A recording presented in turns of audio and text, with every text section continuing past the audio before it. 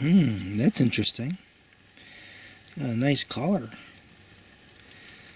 Jeez, I wonder what would make all those holes like that.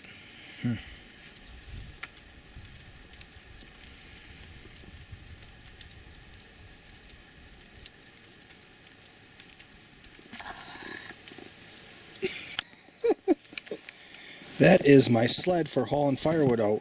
That's how much snow we had since the last time I was here, which was a week ago. That's got to be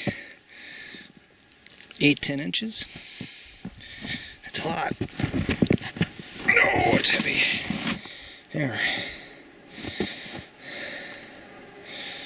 So you got this deep, wet snow.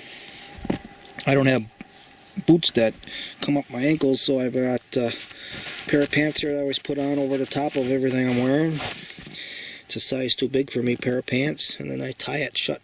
Just some old string that's laying around. Now the snow isn't going to get up in the lodge in my boot. Got a piece of string just laying around here, just long enough. That thermometer there does not work any longer. It's always a good 10 degrees warmer than what it's supposed to be. And then I flipped my sled over and now I just broke my broken thermometer. Oh well. I might as well show you, this is how I set up my sled here. I've got a rope here for towing, and I've got it a long rope. Long rope, because I don't want to have that sled nipping at my ankles. If you get it too close, then you keep banging your ankles on the front of it. And then I didn't cut the rope here. I just tied it on, and then the rest of the length of the rope comes up through this first hole. Then I have it going through a couple other holes. Of course, now I'm using it to hold the chainsaw into the sled so it doesn't fall out. But when I pile up the wood now I got this whole length of rope here that I can tie over the top of the wood so the wood doesn't fall off of the sled. When I get back to camp, I'll show you one of the loads, how I tied it up. Okay, I made it back with the first of 2 loads.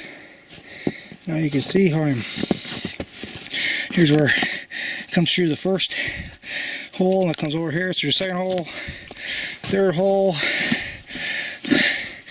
way over there. You see the string here, so on and so forth, back and forth, and then the last one I just came all the way across, right to the front, and held it in place as I drug it here. That's enough wood for 2 nights in the winter time here.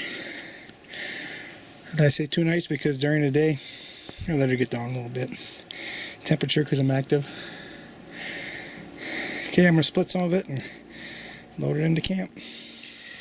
Well, we got about 5 nights worth inside in camp. And I got a night's worth piled up outside here. Don't have room for. So we're good for a little while. Underneath the old beehive top, I've got white birch for starter. And then I've got this larger white ash pieces here that I can always split up. So I'm not counting that because it needs to be worked on.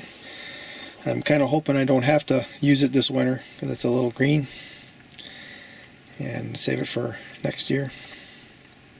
We'll see what happens. Well, later this year. Okay. That's a wrap for this time anyway. This is an area here that I had cut the canary grass and goldenrod beginning of August. And you can see the deer aren't accessing any of it through the snow. I went ahead and kicked the snow away from here. You can see I still have turnip leaves. There's some blades of canary grass that are still green. Here's a turnip they never even touched. So this fencing that I put up, once they got used to it being up, they didn't come in here even after I opened the fence up. And then after a while I just rolled it all up into one spot, hoping that they would access it. And you can see there's some tracks here, or one track older dirt track that came through here, but they didn't dig in the snow at all. So we'll see if this encourages them to start digging once they find this turnip. We'll see, maybe they won't. Okay, an update on the no-till. You see it's growing pretty good. I'm coming back here to check on everything while it's raining because it's going to wash away my scent. See, the crabgrass is starting to die out a little bit.